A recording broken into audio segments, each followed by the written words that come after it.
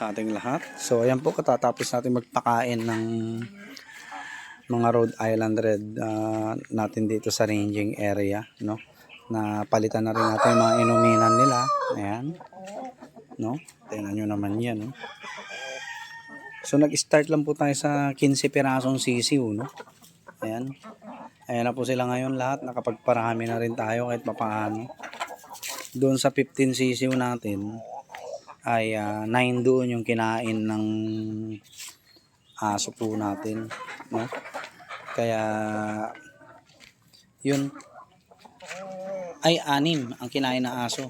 Tapos 9 na lang yun natira, 2 lalaki, 7 inahin, no?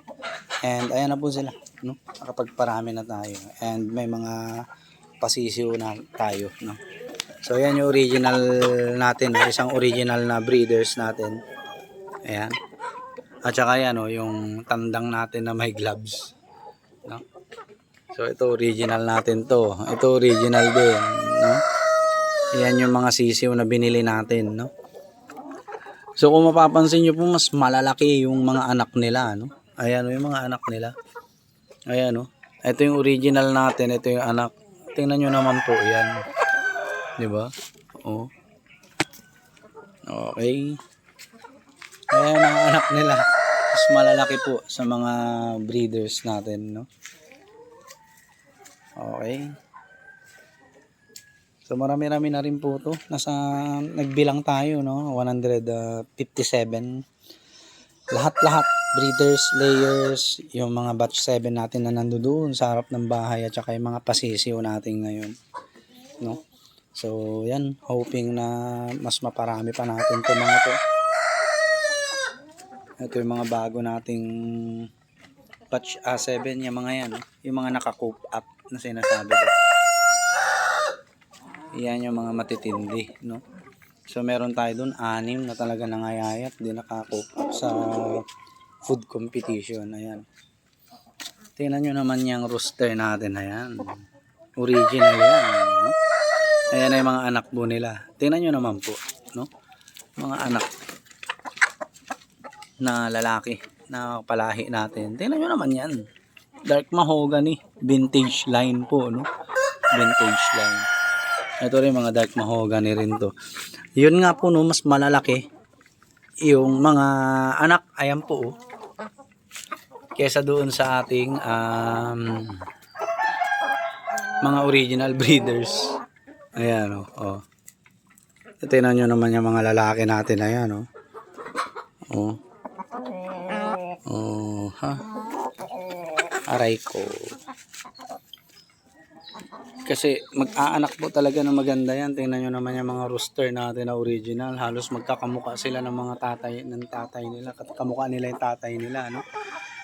So, yan, oh. Ito, mga palahi na natin lahat po to.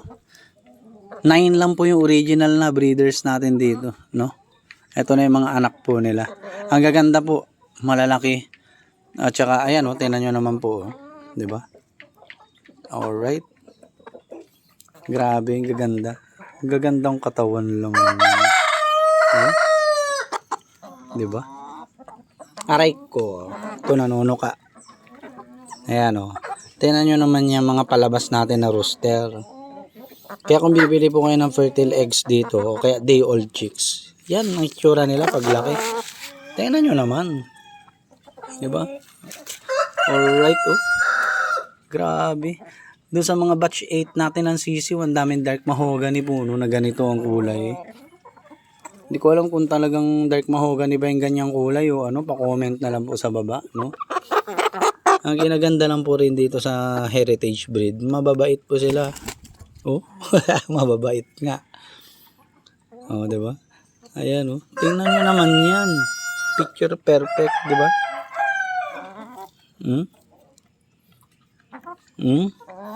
Mga dark plumage yung ano nila. Yun, dark plumage sila, no? Nakakatuwa. Ayan. Ayan, oh. Wasak na tong palong nito, oh, sa pakikipag-away. Eh, ganyan po talaga. Kailangan nilang magsama-sama dito. Ito dito. Bakit, bebe? Yan, no?